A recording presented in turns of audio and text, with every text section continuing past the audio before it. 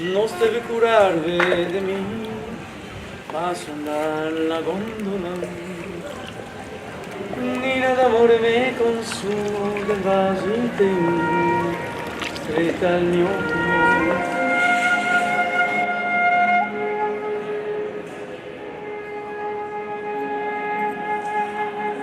We're looking to study the mystery of life and also the human exchange with the sacred. And how do we as human beings participate in this great mystery? It's June of 2015.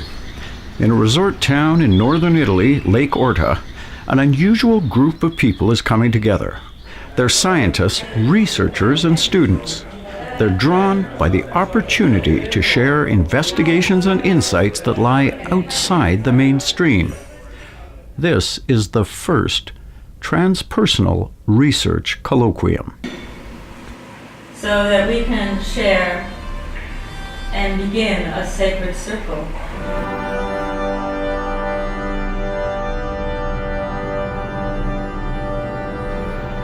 The researcher comes to the enterprise of research as a sacred encounter. Transpersonal research is concerned with the elusive connections to what we can't see or touch: consciousness, the soul, the sacred. In most cases, it also emphasizes the growth and transformation of the researcher themselves. For more than 30 years, Les Lancaster has been a leader in the field. There are kind of two faces of transversal psychology, of psychology in general actually. We'll here focus on transpersonal psychology.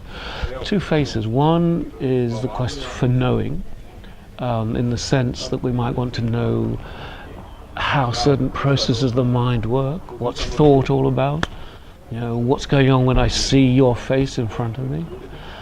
That's one face. The other aspect is journeying in the broadest sense of the word, in a therapeutic sense, if you like, recognizing that I need to develop, to grow.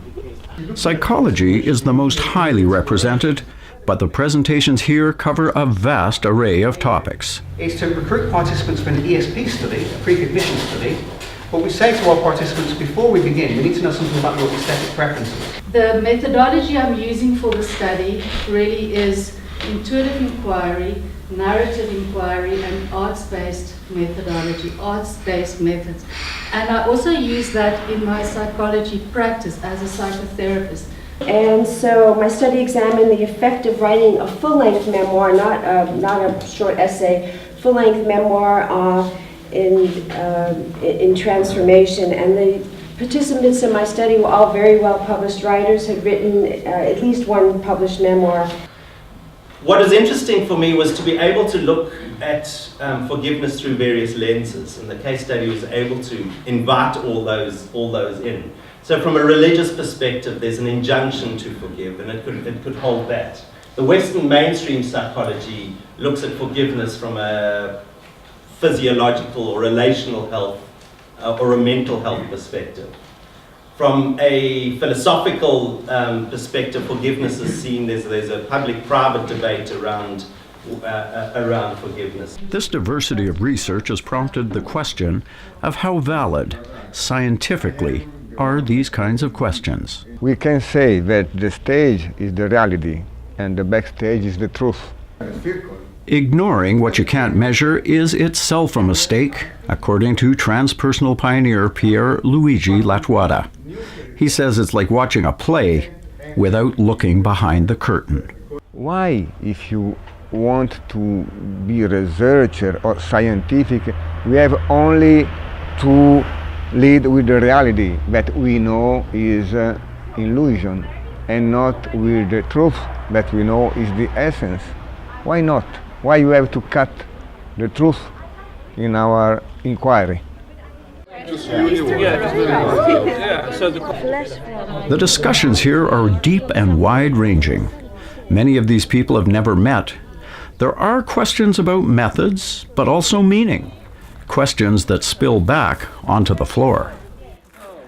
I'm interested in getting deeper into the philosophical essence of the research endeavor, period. So I feel like we've done a lot of really great technical, here's how to do the thing. My question of why are we doing the thing at all, and what are the implications of that, I feel like I want more of that. Indeed, why do this kind of research? And what are the implications? One position is people change behaviors when they identify with constructs outside themselves, say the ecosystem or even the cosmos. For you to identify with or feel at a strong emotional and cognitive level that really is you, or an important part of you.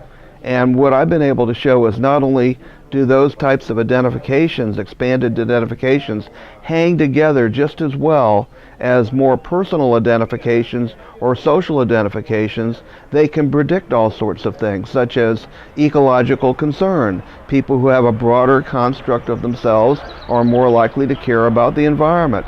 They're more likely to care about other people. They're more likely to do all sorts of things, and that puts transpersonal in the world. Now, when it comes to constructs like God or the non-dual, that I think is beyond measure. But for things that are transpersonal, but maybe not to the point of transcendent, then there's a whole range of potential. The journey of the hero, that seems to be a structure of evolution of consciousness. Myth and archetype also have practical application. Timeless stories, like the hero's journey, can provide a roadmap for therapy. The hero is in the castle, then leave the castle, take the swords and the horse, go into the forest, find the dragon. We can say this client, this person, is into the castle yet, or is fighting against the dragon. When someone has a panic attack, it's not just DSM panic attack and we have to take drugs. He's in a process, he's into the forest, fighting against the dragon is in your back, and he is afraid, of course, but you have the word and can fight. No? Traditions through which individuals over many centuries, thousands of years, through which individuals are questioning human life, human meaning, where the directions we can move in. We're questing for a better world. We're questing for something of value to pass on to our children and our children's children. And I think that what we do in the name of research is part of that. It's been in philosophy and the natural theology. I've studied theology intensely. And scripture, of course, and mystical texts. But now what we're doing is we're using all those resources and bringing them together in the field of transpersonal psychology in such a way that we can look at particular phenomena, say the spiritual dimensions of chronic pain, as an example. I had a student do that topic some years ago. Or the authenticity of a therapist and why that makes for efficacy in therapy. Those topics have spiritual dimensions to them inherently. And if we study them well and in depth, we can make those phenomena available to people who otherwise wouldn't be interested or think we're just a bunch of New Age flakes.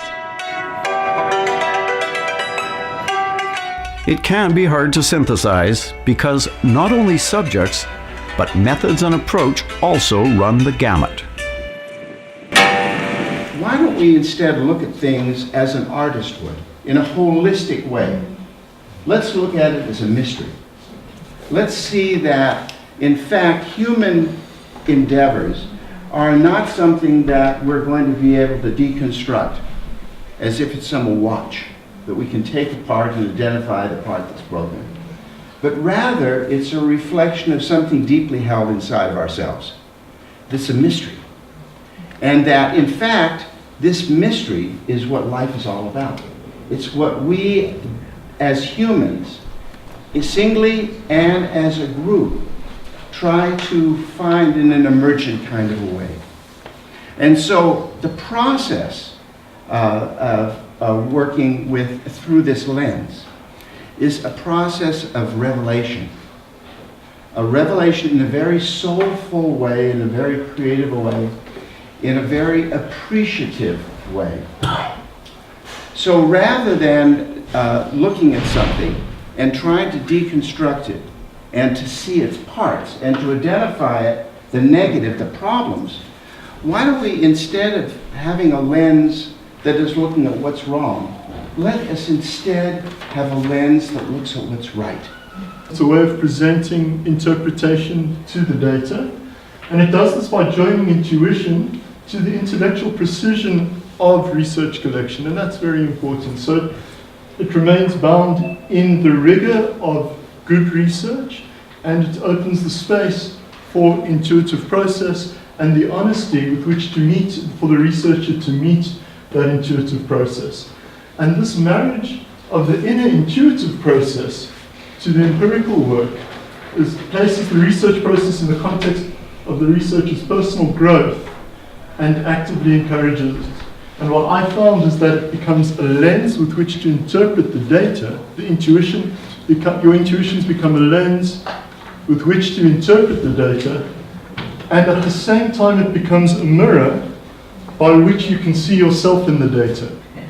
So the point is not just to push the other person to the wall or to let you be pushed, but to find this movement between you, putting all your energy. And if you are stronger, just don't push so strong. Allow yourself to show the energy you have. Push around. Your movement. Change parts again.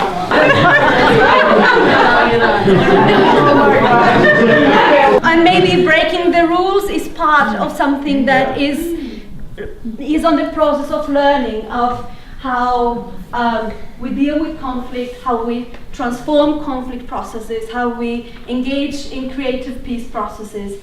And maybe this has also to do with the reason why I love using theater for engaging with social conflict, personal conflict, and transpersonal aspects of conflict, because all these aspects are intertwined, are connected. And I have a strong intuition, it could be wrong, but it's strong intuition that it's possible to prove that, for example, a two-dimensional structure can in no intelligible sense produce three-dimensional. And the brain is three-dimensional in time, so it's four-dimensional. I think it's possible to mathematically prove that the four-dimensional brain cannot produce these experiences.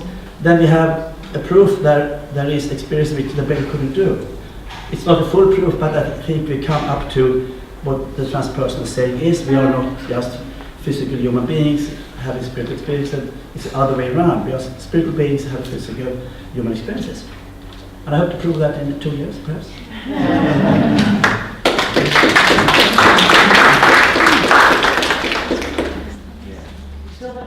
Mainstream science and academia don't seem to know what to do with these kind of inquiries, and transpersonal researchers pay a price.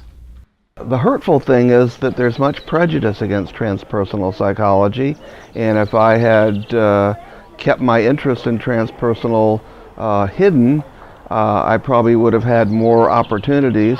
For example, just a few weeks ago, I was invited to do a workshop at a university near my home, and then the psychology department found out that it was on transpersonal psychology.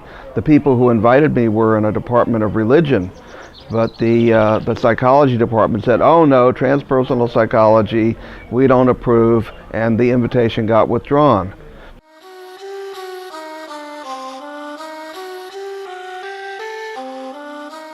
For most of our history, the relationship to the sacred was implicit. In fact, it was paramount.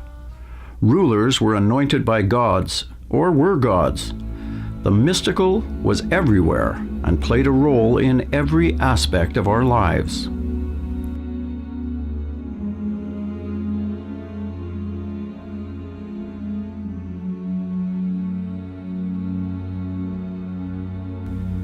Those who dared look beyond at, say, physics or astronomy were branded heretics, often tortured or killed. But brave souls eventually proved the world wasn't flat. Quantification, measurement became the new religion. Thoughts of the sacred, the intangible, the soul were left behind. I developed a measurement instrument, and the reason I developed this measurement instrument is there were no good transpersonal measures. And I wanted to go Friedman says transpersonal research can meet rigorous scientific criteria, and that much of the criticism is self-inflicted. So a lot of people in transpersonal psychology pontificate about all these noble abstract theories, but very few people are putting the rubber to the road and actually doing good, solid empirical research. Not everyone agrees, saying studying only what can be measured is far too narrow a lens to create understanding. The problem is not to be against the quantitative or the mainstream and the alternative. The problem is that the mainstream says you can say anything if you don't measure. And we can say it's not true. We can say something scientific even if you can not measure something. The emphasis on the process of the researcher, the journey, if you will, and from my perspective, the emphasis is more on the product, which is like a piece of art. If you could imagine having a painting and then scribbled across the front of the painting is the author's or the painter's signature, to me, the researcher is less important to bring that process to the forefront. That's backstory. That's something that maybe could be written about in another paper. I mean, this is a debate. What I would say is that it's very important for the researcher of any kind of study now, whether it's quantitative or qualitative or mixed or graphic or artistic, that they state their epistemological stance at the start. It depends how we do it. If we do it like he did, you know, just having a scale and measuring, then you can say that you're doing science. But otherwise, you're not doing science in that meaning. The fact that there is something unknowable, there is a mystery at the core, that's true wherever you stand. You know, the difference between what you call hard science and what you are imputing is soft science. The difference is the extent to which we, or you know, the researcher, is cognizant of the metaphysical science that they're taking. I mean, putting an electrode into a neuron, putting a brain through an MR scanner and getting data out. If I'm asking questions about the way the mind works, about consciousness, you know, then there's always a metaphysical assumption because we can't see consciousness there. No one knows that. Despite all the research that's going on, no one has answered the so-called hard problem of consciousness. You know, how does consciousness relate to the brain? Studying topics with spiritual dimensions has to be done very comprehensively and in depth, with great care and expertise. And eventually they might be able to do some quantitative things with that. But right now we have to get all this groundwork done, all this qualitative understanding of the phenomenon. Like their topics, like their research, the participants here come from all parts of the spectrum.